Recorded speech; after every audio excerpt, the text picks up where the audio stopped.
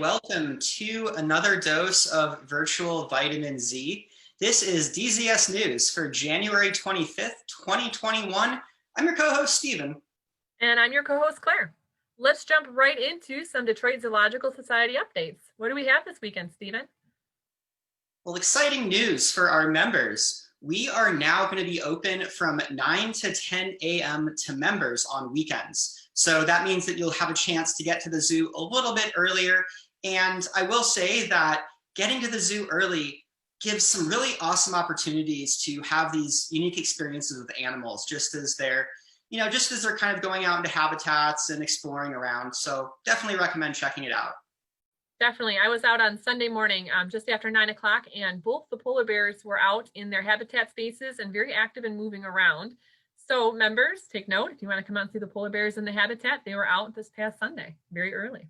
And if you were not a member but are considering it, this might be a reason to get that membership. Absolutely. All right, let's move on to an update for Solaire's habitat, as Solaire's habitat is coming along very quickly. Solaire is the water monitor who lives in our care at the Holden Reptile Conservation Center, and Solaire's habitat is undergoing a major renovation. Since the last update, a heat rock has been put in underneath that awesome archway, and you can see the wire hanging down there that's going to have access to a heat lamp that will be underneath there for Solaire to sun themselves in. And this is the boulder that'll be right by when you walk into the Holden Reptile Conservation Center and look over to your left. There's going to be a heat rock right there for Solaire to spend time on and get warm. And there is another heat rock over by the pool, which is right near the exit of the Conservation Center. So again, Solaire can have some time over there sunning themselves. And this is really cool, Stephen. This is the waterfall feature that's going to be going down into Solaire's pool. So the water is going to come over that big rock that's kind of jutting out on the top there, and then water is going to trickle down on either side of it. And there's lots of little places in there for them to grow plants. So live plants are going to be growing underneath the waterfall.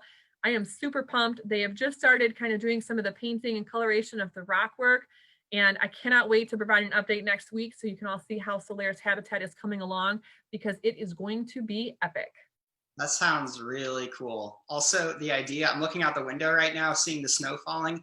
The idea of a heat rock, I kind of want a heat rock now too. I'm not sure how Solaire would feel about sharing their heat rock with you, but maybe I'll get my separate own heat rock. Get your own heat rock. There you go. Perfect. Stephen, back to you for more updates. All right, so a couple of weeks ago, we made a call for an upcycling challenge where we were asking people to find creative uses for their 2020 calendars, and we've been getting some viewer submissions. We'd like to feature one in particular right now from a viewer, Christina. And what she did, as you can see, she has this 2020 calendar, and she decided to use the photographs on those calendar pages to create these really amazing upcycled Valentine's cards. And you can see here that she has a few of them, including one that she seems to have given her cat of a baby lion, which is really adorable. So this is just awesome. And it's something that, Valentine's Day is coming up soon. And if you still have your calendar, why not think about using a calendar to make your Valentine cards this year? I'm really excited about this idea. Having two young children who typically trade Valentines, there's always a little bit of a struggle in the house as to what it's going to look like. Fortunately, I have 3 calendars up at work that I haven't done anything with since 2020. So that's at least 36 Valentines ready to go. Awesome. And you can always also make kind of fun animal puns to put on the Valentines. So that is very true. I think one of the ones that Christina did was, I ain't lying when I say I love you. That's the one that she gave to our cat, which I think is pretty amazing. Well done, Christina. That's beautiful. All right, Stephen, we have a new segment, the Humane Resource of the Month. Tell us more about that. Yeah, so as you've been noticing this month, we've been rotating through some different humane education-related segments. And this week, we are going to be sharing a resource, and then on a regular basis, we'll continue to share resources. And these will be things like websites, books, documentaries that'll give you a chance to learn more about humane issues like animal welfare, conservation, sustainability, as well as how you can be a humane educator.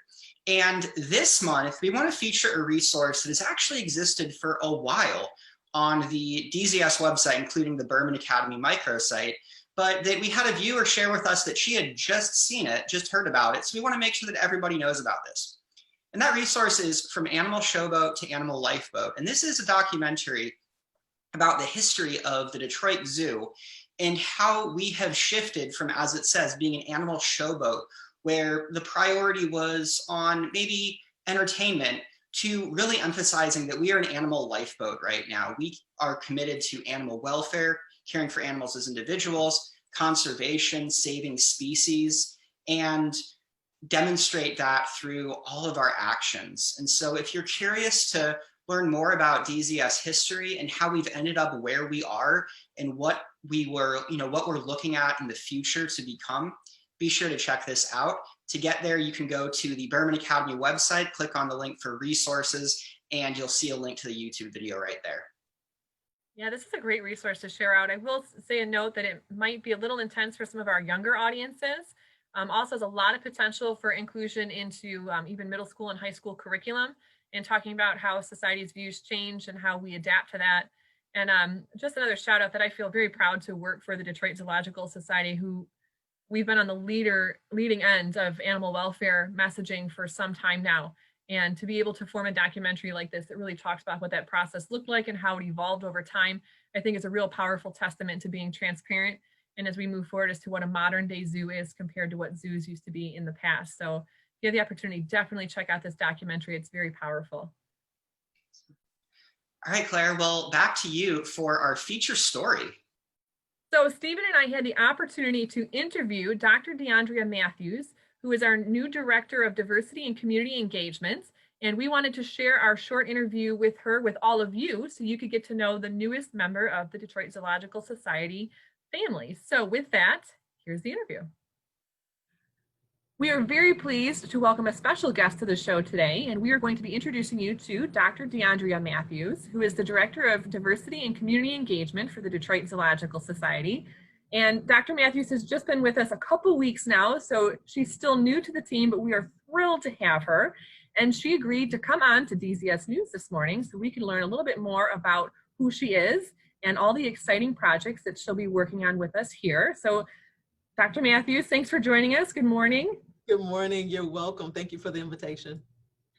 So we're going to jump right into this. So you've been here a couple weeks. What's been your favorite part of working at the DZS so far?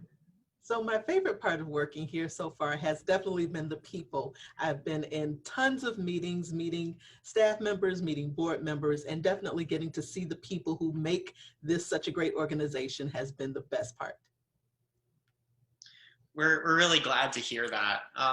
So I know it's only been a little while, but do you have a favorite animal or habitat so far? Yes, actually I do. And the way I found out is this particular animal would catch my attention every time I would see it. Actually, with memorabilia and things around the zoo itself. So my favorite animal is the giraffe. And I have been posting giraffe sightings on my Instagram account. And I actually have a close second, which would be the penguins. I am loving the penguin live cam. So those two are my top. Awesome. I actually just saw a giraffe running for the first time a little while ago. It is so cool. They're pretty incredible. So before you came to join us here at the Detroit Zoological Society, what were you doing before you got here and joined us? Excellent question. So before I came to the Detroit Zoological Society, I was an educator. I've been in education for almost 25 years. And the last 15 years, I spent specifically at Wayne State University in the School of Medicine, overseeing their Office of Diversity and Inclusion. In that role, I handled local and national recruitment. I also had an opportunity to do national and international conference presentations. And I also was a part of the diversity standards for accreditation. So I was an integral part of their accreditation process. That's incredible. So that sounds like a pretty amazing, amazing work in itself. So what inspired you to join the DZS? So initially, my fondness for the zoo, you know, those memories of coming here as a child, as well as bringing my children when they were little, that is what initially attracted me to the zoo and wanted me to know more about the position. And then as I read through the description and the responsibilities, I knew that my skill set is something that could definitely benefit the organization. And it also gives me a unique opportunity to add to what I know about human diversity and learn more about biodiversity, because I consider myself to be a lifelong learner. So I'm always looking for ways to expand my knowledge, and this gave me both. You kind of talked about the next question a little bit when you were when you're just talking about it. But what are you really hoping to accomplish while you're here at the DZS? What any big goals that you have as you're working with this new community? So I am learning a lot in the first 30 days. You know, it's really a fact-finding mission. And really, the Detroit Zoological Society already has so many wonderful things going for it. I never knew about all the educational opportunities, the volunteer opportunities, the research, and so many wonderful things that are going on with animal welfare and conservation. So I just want to contribute to what the DZS is already doing as being a forerunner and a leader among zoos. And in addition to that, help to develop some best practices around diversity, equity, inclusion, and accessibility. Well, we're very excited. We all feel very privileged to have you on our team. So to close, I guess, what is something that we might not know about you already that you really want everybody to know about you? Well, I would want everyone to know that I am a native Detroiter. I was born and raised in Detroit. I'm a graduate of Cass Technical High School, and I'm a proud mom and grandma. So I would love to be able to welcome other families to the zoo to experience it in new ways and develop lifelong memories. That's fantastic. I have a surprise question at the end here. Okay. So at the end of every news episode, Stephen and I kind of sign off with a wave, and I'm looking for pointers on how to improve my wave, because I've heard some feedback that people like Stephen's wave better than mine. So do you have any really good tips on like waving goodbye on Zoom calls? I do, only because I was a pageant mom for a few years. So my wave would be more of the princess wave. Love it.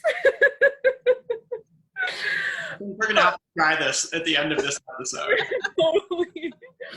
So Dr. Matthews, thank you so much for taking time out of your really busy schedule. We are absolutely thrilled to have you as part of the team, and we're really looking forward to all the incredible things that we're going to do together as an organization. So thanks again for taking time this morning. You're welcome. This has been so much fun. Thank both Thank you. All right, Stephen, back to you for our virtual education program preview for the week. All right, so today, Monday, January 25th, as always, this is DZS News with Claire and Stephen, episode 2.4. On Tuesday, we have a wild adventure story to you coming from David, our storyteller. He's going to share with us why the hawk and the hen are not friends. And on Wednesday, January 27th, our episode of Celebrating Science is with a former ESI, or Environmental Stewardship intern, Evan Morton. And he'll be sharing what his experience was through this internship program that we've offered for the past several years at Belle Isle Nature Center and in the community, and also what he's been able to accomplish having been through that internship. So it's going to be a really exciting episode. I'm looking forward to it. On Thursday morning, we are continuing our green journey and talking more about upcycling calendars, even more ideas than we've already provided you about how to make the best use of that 2020 calendar. And then finally, Friday, Wild Winter, the last episode. In this case, we're going to be putting everything we've been learning together about how animals can survive and thrive in the winter to think about what can we do to help animals this winter. Fantastic. And as a reminder, our virtual learning labs are available online. Check them out. We have programs from preschoolers all the way up through high schoolers. So there's something for everyone in there. Go ahead and register online for your virtual learning lab experience. And one in particular we want to feature is Virtual Day at the Zoo. This is an opportunity for students who really, haven't had a chance to get out and about to virtually visit the zoo. We've got a really incredible virtual platform for this, and it's ended up being a big hit. So be sure to register for that too. A huge thanks to the David Page Fund, who makes, and through the generosity of other donors as well, that makes this possible, providing opportunities for classrooms who otherwise wouldn't be able to afford to either visit the zoo or have those virtual experiences. So thank you to all of those generous donors. And finally, but certainly not least, we also have programming for families. Check out Zoo Tots at Home and some of the other offerings that are coming up here in the next month. You can register for those online as well. They're on demand, so you have access to them whenever it's convenient for you to engage in a little bit of Detroit Zoological Society learning. All right, and that's it for this week, everybody. Thank you so much for joining us. As always, stay healthy, Detroit.